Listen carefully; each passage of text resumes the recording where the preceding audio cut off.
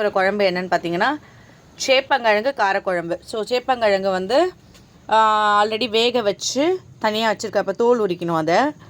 So தோல் உரித்து தனியாக இப்போ எடுத்து வச்சுருவேன்.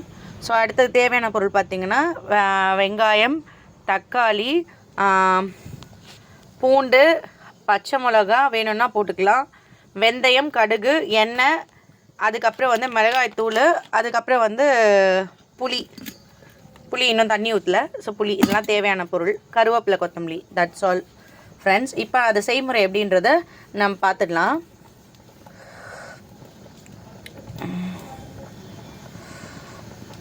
ஸோ இப்போ கடாய் நல்லா கொதிச்சிருச்சு. இந்த டைமில் எண்ணெயை நல்லா பிரித்து ஊற்றணும்.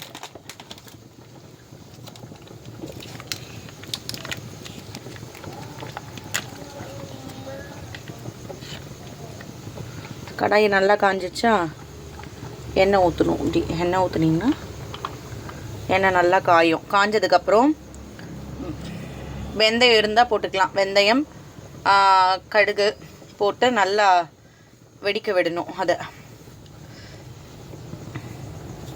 சிம்மில் வச்சிட்டிங்களா, வச்சுட்டு இந்த மாதிரி கடுகு வந்து பொரிச்சு வரும். ஸோ இந்த நேரத்தில் பார்த்திங்கன்னா நம்ம ஆல்ரெடி உரித்து வச்சுருக்க இந்த பூண்டு, பச்சை மிளகா,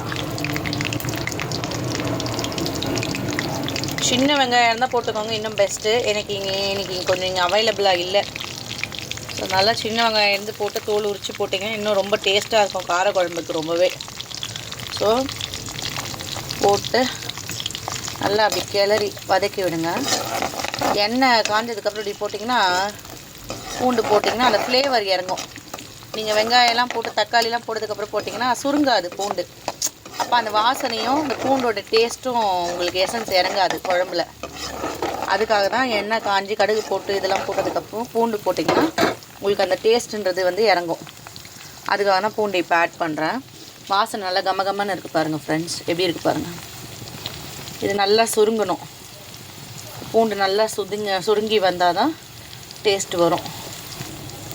பூண்டு, பச்சை மிளகாய்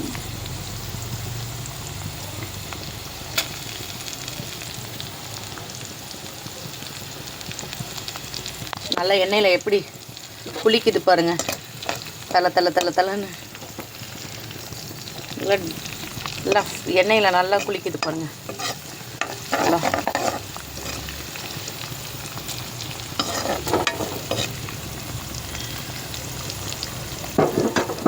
எப்படி இதுவாகுது பாருங்கள்.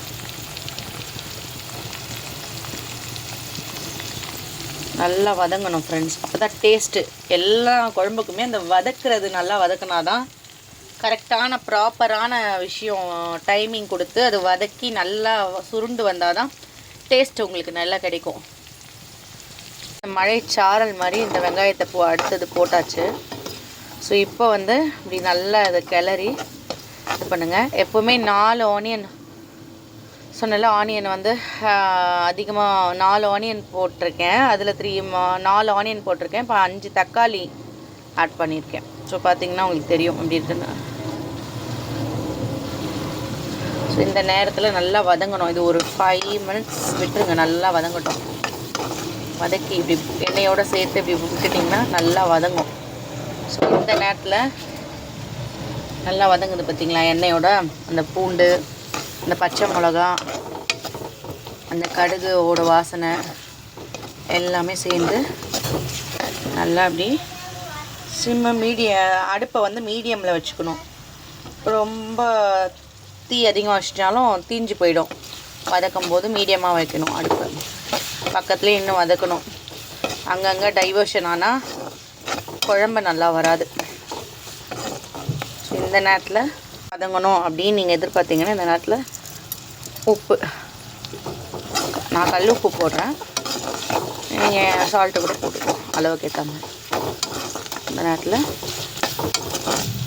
போட்டு நல்லா இன்னும் ஒரு 5 to 10 மினிட்ஸ் நல்லா வதங்கணும். சிம்மில் வச்சுருங்க. சீக்கிரம் வதங்கும் உப்பு போட்டால்.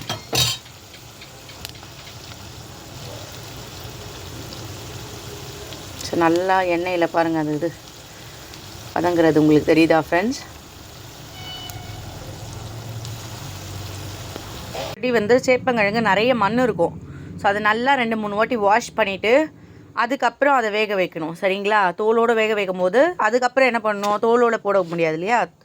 தோல் எடுத்துட்டு நல்லா சுத்தமான தண்ணியில் மறுபடியும் அலசிட்டு அப்படி வச்சுருக்கேன் நான் சேப்பங்கிழங்க. ஸோ இப்போ பார்த்திங்கன்னா வெங்காயம் நல்லா வதங்கிடுச்சு. உங்களுக்கு தெரியும் ஆல்மோஸ்ட் ஒரு 90% நல்லா வதங்கிடுச்சு.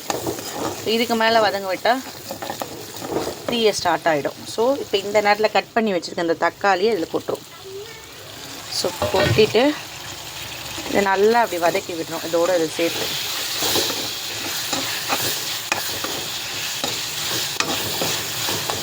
இப்படி குத்தி விடுறோம் கரண்டிலே.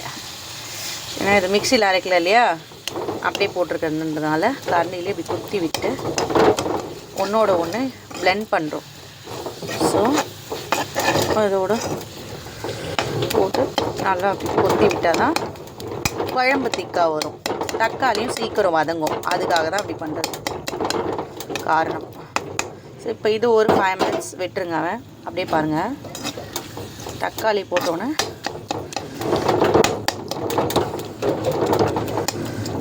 ஒரு 5 minutes அப்படியே விட்டுருங்க. 5 minutes கழிச்சு பார்க்கலாம் எப்படி இருக்குன்னு. வதங்கியிருக்கா தக்காளி? இது நல்லா கிளறி அடி பிடிக்காமல் கிளறி விட்டுட்டு நல்லா கிளறி விடுங்க. அடி பிடிக்காமல் இருக்கிற அளவுக்கு அடுப்பை சிம்மில் வச்சுக்கோங்க. நல்லா உங்களுக்கு அந்த இதுக்கு குழம்புக்கு ஏற்ற மாதிரி வந்துருக்கு. இந்த நேரத்தில் குழம்பு மிளகாத்தூள் உங்களுக்கு தேவையான அளவு காரம் நான் ஒரு 50 கிராம் போடுறேன். அதான் இந்த பேக்கெட்டோட அளவு. ஸோ எங்களுக்கு இது கரெக்டாக இருக்கும். ஸோ ஃபுல்லாகவே போடுறேன். ஸோ இப்போ வந்து இதை நல்லா கிளறி விடணும். பச்சை வாசனம் போகிற அளவுக்கு.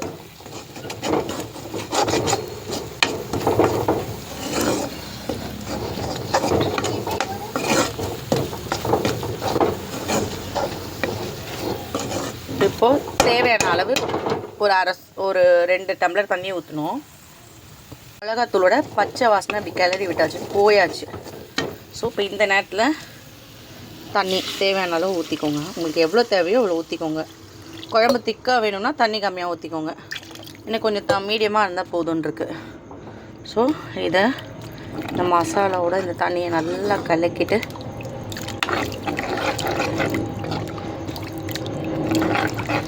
தாளிக்கும் போதே கருவேப்பிலை போடுங்க, அப்போ தான் வாசனையாக இருக்கும். நல்லா கிளக்கிட்டு ஒரு 10 minutes கொதிக்க விட்டுட்டு அதுக்கப்புறம் புளி தண்ணி ஊற்றணும் சரிங்களா? எப்படி இருக்குது பாருங்கள். உப்பு காரம் எல்லாம் கரெக்டாக இருக்கான்னு செக் பண்ணிக்கோங்க. உப்பு பத்தலைன்னா போட்டுக்கோங்க.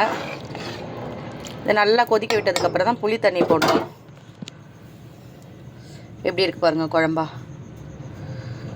தெரியுதா உங்களுக்கு? இன்னும் கொதிக்க ஆரம்பிக்கல, அது இப்போ தான் வச்சுருக்கோம். அடுப்பை மீடியம் ஃப்ளேமில் வச்சுட்டு நல்லா கிளறி விடுங்க. கிளறி விட்டு 10 minutes கழிச்சு பார்க்கலாம்.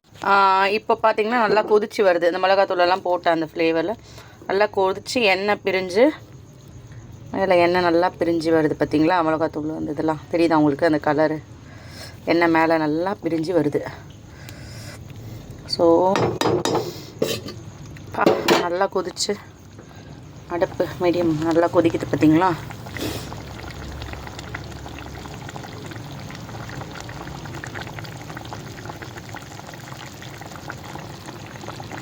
எண்ணெய் நல்லா மிதந்து வருது பாருங்கள், தெரியுதா? ஸோ இந்த நேரத்தில் நம்ம கரைச்சி வச்சுருக்க இந்த புளி கரைச்சலை இதில் ஊற்றணும். நேரத்தில் இந்த புளி கரைச்சல் வச்சுருக்கோம் பாருங்கள், இதை நல்லா அதில் இப்படி ஊற்றணும். நடுவில்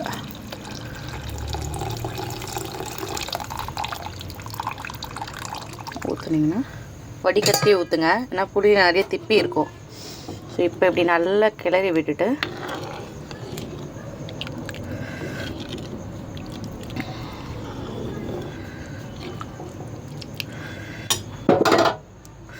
உப்பு காரம் எப்படி இருக்குன்னு பார்த்துட்டு இப்போ இந்த இது வச்சுருக்கோம் இல்லையா சேப்பங்கிழங்கு, இதை இதில் அப்படியே கொட்டி விட்டுடலாம்.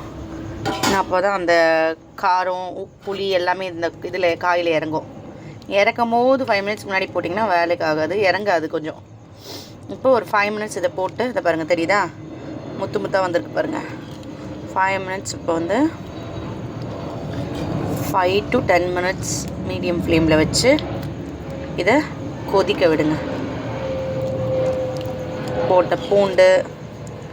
நம்ம போட்ட பூண்டு வெங்காயம் தக்காளி எல்லாம் நல்லா வதங்கி இதில் உள்ளே போய் இதுவாகிருக்கு.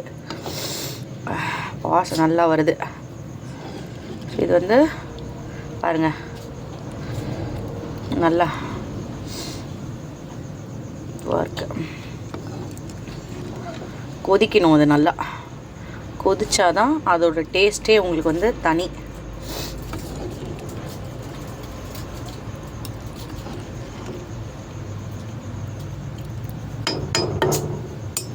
ஸோ உப்பு காரெல்லாம் கரெக்டாக இருக்கான்னு பார்த்துக்கோங்க, செக் பண்ணிக்கோங்க.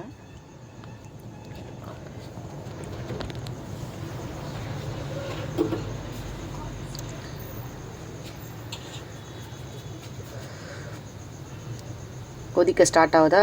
இது நல்லா ஒரு மூடி போட்டு மூடி வச்சுருங்க. பார்த்தீங்கன்னா ஃப்ரெண்ட்ஸ், நல்லா குழம்பு நல்லா கொதிச்சிடுச்சு. ஸோ மேலே நல்லா இதுவாகிடுச்சு. போட்ட காயெல்லாம் ஆல்ரெடி நல்லா அதோட பிளெண்ட் ஆகி நல்லா இதுவாகிடுச்சு. ஸோ இந்த ஸ்டேஜில் ஆஃப் பண்ணிவிட்டு இறக்கும் போது கொத்தமல்லி போட்டிங்கன்னா தெரியுதா உங்களுக்கு?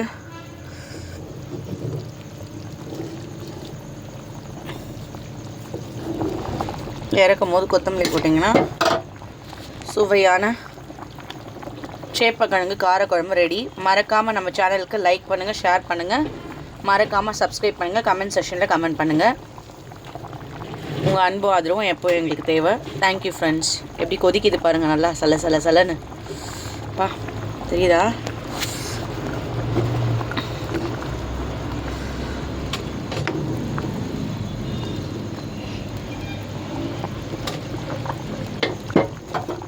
Thank you friends.